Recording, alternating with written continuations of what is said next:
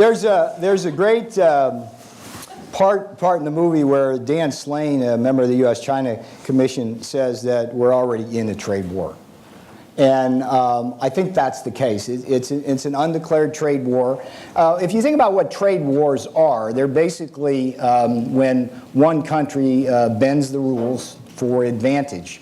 And China has been doing that very, very effectively since they joined the WTO. So I don't advocate a trade.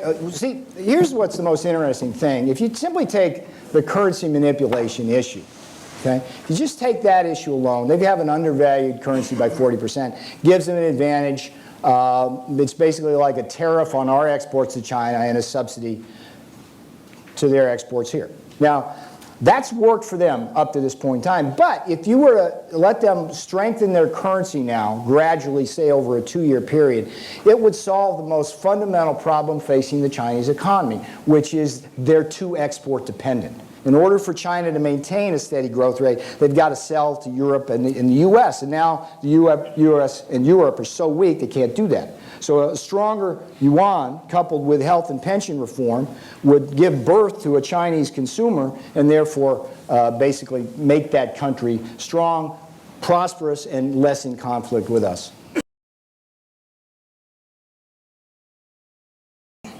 My own view is that China respects strength and exploits weakness.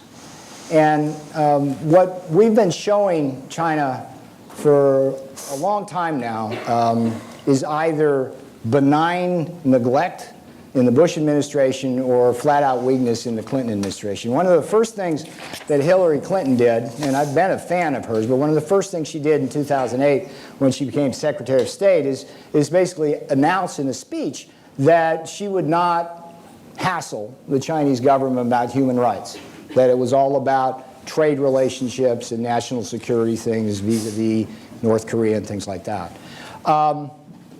The Chinese will exploit that kind of weakness. I believe that if Barack Obama had kept his promise that he made in 2008 to the people of Michigan and Pennsylvania to brand China a currency manipulator, that if he'd kept that promise, that we'd have a stronger yuan and a more balanced trade with China. I think that we just simply have to stand up for our own interest, not tolerate cheating, and I think that the Chinese government will respond positively to that.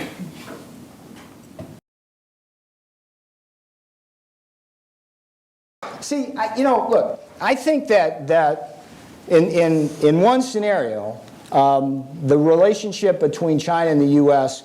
could be wonderful.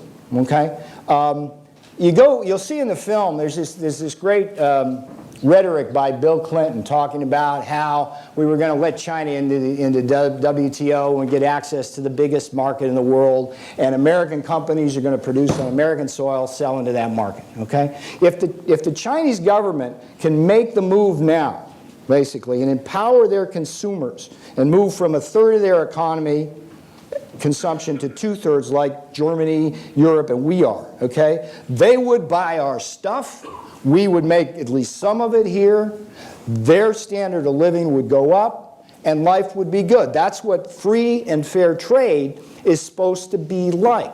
But we don't have that now. And until we have that, the relationship is going to be very, very, very conflicting as it is now. And you can just see what's going on with Japan and China and us being drawn into that to know that there's nothing alarmist about a prediction that there could be a hot war.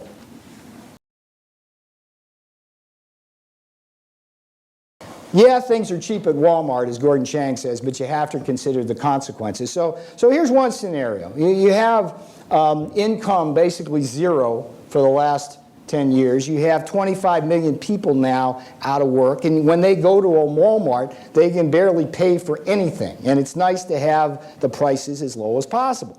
Scenario 2, 25 million people have a job, and they have rising income, and they pay a little bit more for their stuff at Walmart. I like that world a lot better.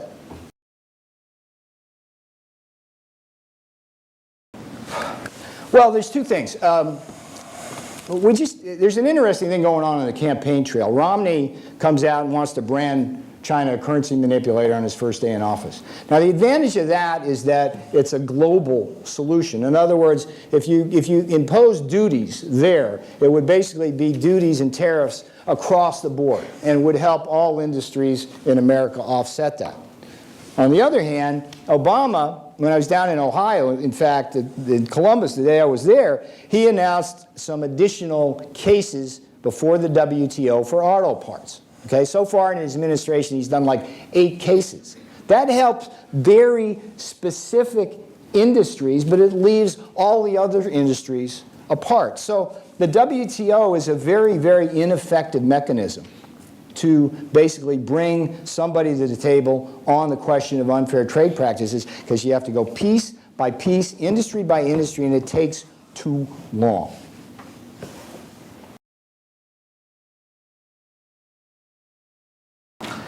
Well, who's the U.S.? I mean, if you look, there's a great scene in the film. This guy, Ralph Gomery, who is professor emeritus at, I think, MIT, and very distinguished man. And he says, he's talking about Apple, and it's like the shareholders get the profits, but China gets the wages, right? And what America needs is wages. Right? So that's the conundrum. So we're in danger in this country. I mean, this whole thing with Romney and the 47% thing, right? It's scary, if you think about it, to have 47% of the people in this country not paying any taxes. I was in Calgary about 4 days ago giving a speech up there, and they were talking all about it, because in Canada, it's only 36%. It's only 36%. And so our percentage is rising and rising and rising because we've lost this manufacturing base and we've had zero wage growth. So there it is.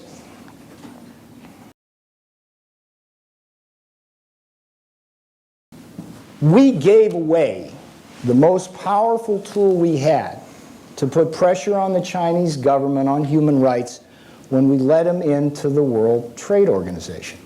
Okay? And the history goes like this.